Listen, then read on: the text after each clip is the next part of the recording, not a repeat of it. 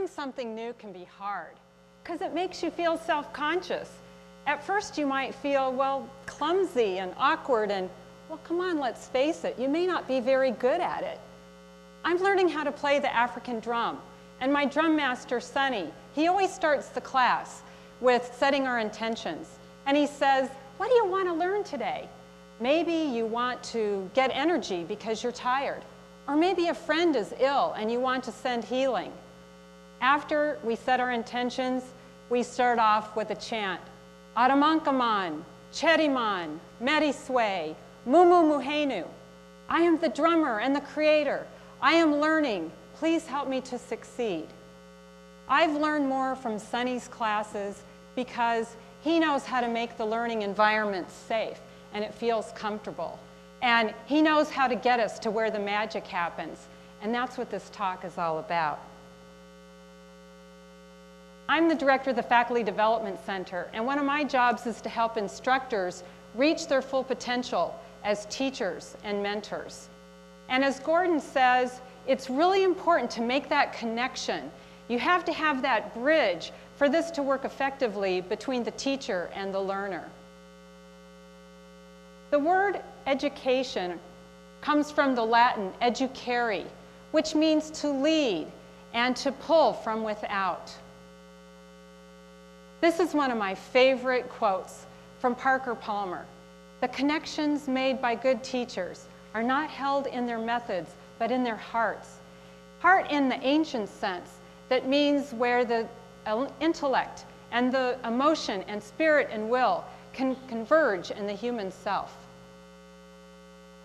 So here's my challenge. If I'm supposed to help people become good teachers, and good teachers are not found by following their methods, then how do I show them that teaching with heart, what does that look like? Well, maybe the key to that is the quote that's on my shirt that was made by my sister about 20 years ago. It's from The Little Prince, and it says, "It is with the heart that one can see rightly. What is essential is invisible to the eye." And I want to illustrate that further. This is a picture of my family. And my father, rest his soul, was an educational psychologist and university professor. And he loved teaching. When I was growing up, the phone would ring. "Dad, it's for you. It's one of your students." He was always available for his students. And I can't tell you how many Thanksgivings that we would have, and there would be a student sitting at our table because they couldn't go home for the holidays. He loved teaching so much that he encouraged everyone in my family to be a teacher. My mom became an art educator. My oldest sister was a home ec educator. My next oldest sister teaches special ed, and I became a science educator. Teaching and learning has been woven throughout my life, and now I'm just beginning to understand what my dad felt, that magic of working with his students. So I think good teaching isn't what you see, but it's felt. So some of these pictures that I'm going to show you, I don't want you to just look at them. I want you to get a feel of what the interaction is between the people.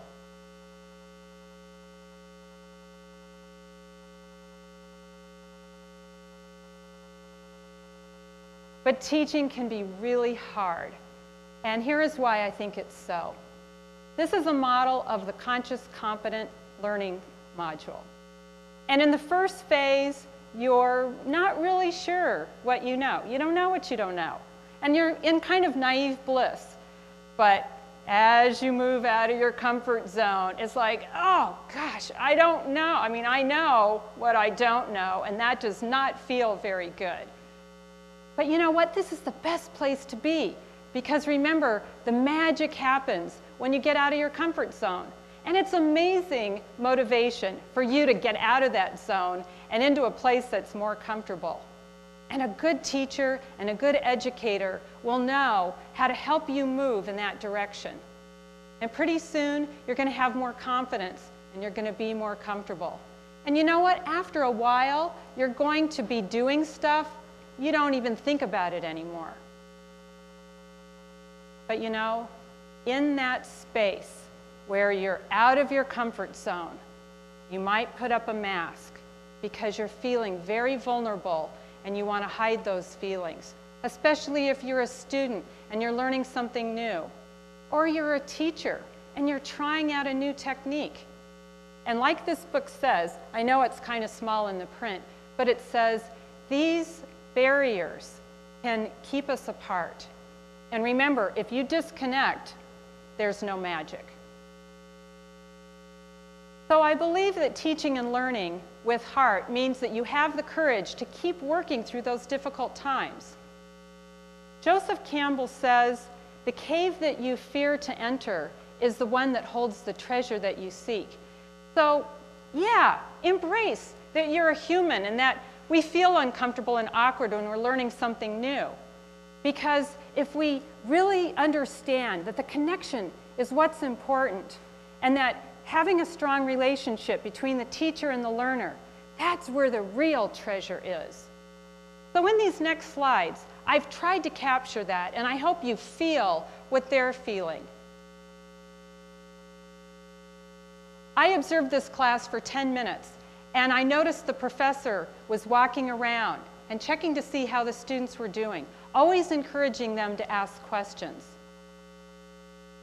And in this slide, you can really see the connection, and I want you to go back and think, what does it feel like when somebody is giving you their full attention when you're speaking? And this is a pair of student mentorship. They're tutoring one another, and they're not even aware of what's going on in the scenery behind them. And they were such equal partners, I couldn't tell who was the mentor and who was the mentee. And connection doesn't have to just happen face to face. It can happen through a phone conversation or through email. This is a student mentor who works at the Do It Help Desk. And I photographed him while he was on a conversation with somebody that needed help. And he was mentoring them through the situation. Look at the expressions on his face. He is so intent at helping the other person. And then look at this situation. This is another Do It helper. And he is so focused on the screen.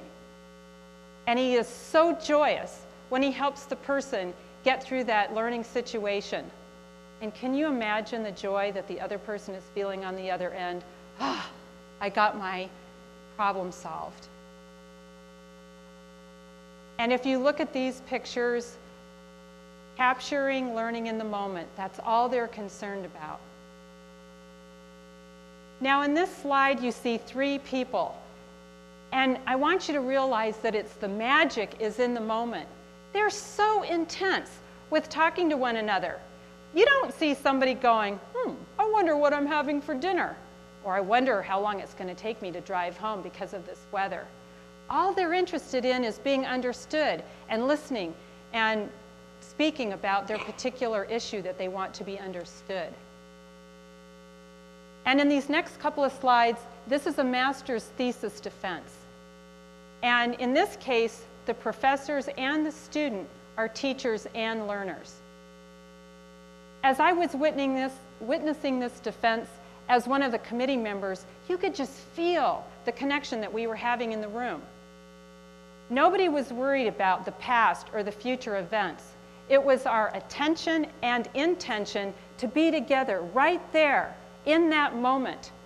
All we were concerned about was the accuracy of how the research was being communicated. And as we finished our interactions, we were all so pleased with the outcome. To know me is to love me. But sorry. Okay, it just escaped me. This is the humanness in me. Okay, anyway, we have a poster out there that will help you understand different personality types and different learning styles. So, do you know who you are? Do you know your students and instructors and staff? Because the more that we can learn about the psychology of our development and our learning, then we can accept that it's human nature to be awkward and uncomfortable when you're learning something new. And it's also part of our humanness to be able to feel and sense that the connection that we have is true. And so that's why Sonny is my favorite drumming instructor, because he knows himself and he knows his students and he knows how to pull us out of our comfort zone and move into that magical arena where the learning can happen and we can make beautiful vibrations.